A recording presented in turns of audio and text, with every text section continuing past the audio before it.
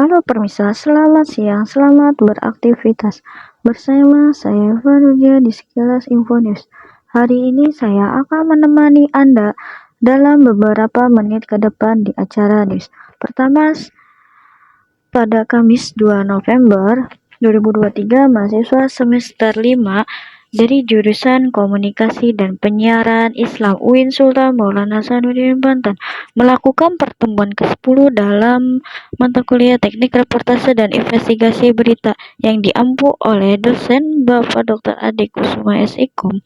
Pada pertemuan ke-10 di jam pertama yaitu melakukan diskusi.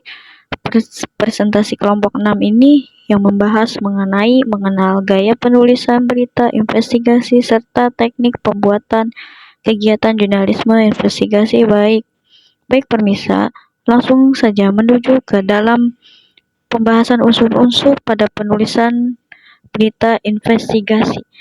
Yang pertama yaitu sifat penulisan berita. Investigasi jurnalisme merupakan sebuah kegiatan liputan yang mencari, menemukan, dan menyampaikan fakta-fakta tentang adanya pelanggaran, kesalahan, ataupun kejahatan yang merugikan kepentingan umum.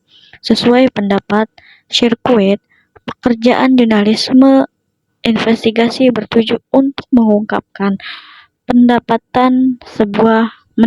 sebuah kisah berita yang bagus serta menjaga masyarakat untuk memiliki kecukupan informasi dan mengetahui adanya bahayanya ataupun ancaman di tengah kehidupan mereka. Lalu yang kedua, jenis pada penulisan berita investigasi.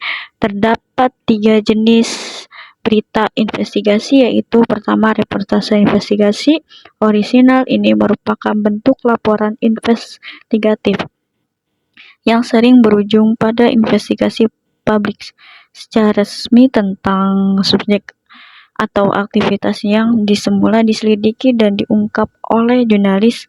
Lalu yang kedua yaitu adanya reportase investigasi interaktif, yaitu biasanya melibatkan fakta-fakta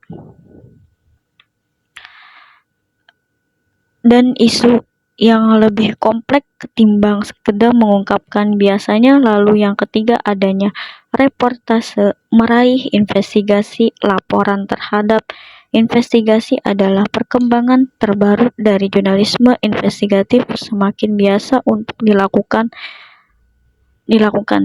Lalu yang ketiga, tujuan penulisan berita investigasi, yaitu tujuan kegiatan jurnalisme investigasi adalah memberi tahu kepada masyarakat adanya pihak-pihak yang telah berbohong dan menutupi sebuah kebenaran ataupun sebuah fakta. Masyarakat diharapkan menjadi waspada pada pelanggaran-pelanggaran yang dilakukan berbagai pihak ataupun oknum telah mendapatkan bukti-bukti yang telah dilaporkan.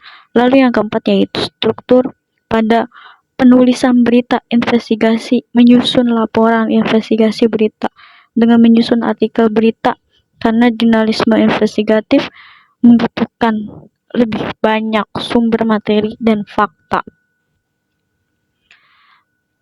Lalu pembahasan selanjutnya mengenai tahapan pembuatan kegiatan jurnalisme investigasi.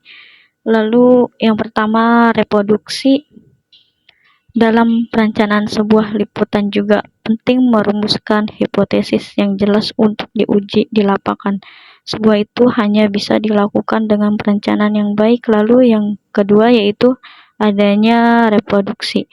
Teknik peliputan dalam hal ini adalah pekerjaan verifikasi dalam jurnalistik, di mana jurnalistik turun ke lapangan untuk menguji hipotesisnya, mencocokkan data dengan realitas, mencari dan menelusuri dan sesuai atau membuktikan sendiri sebuah peristiwa. Lalu yang ketiga yaitu ada pasca reproduksi, proses pengemasan liputan dalam tahapan rasional. Investigasi bagi media cetak musuh utamanya adalah bentuknya sendiri yang panjang berhalaman-halaman. Pembaca seringkali diteror secara psikologis.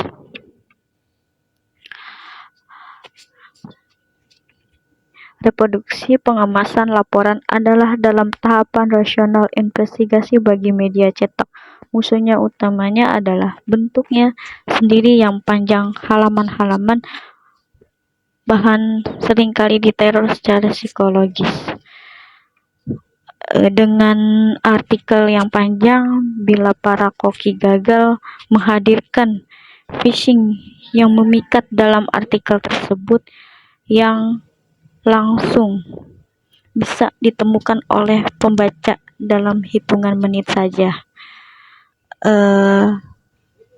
Mungkin itu aja yang saya sampaikan, lebihnya mohon maaf.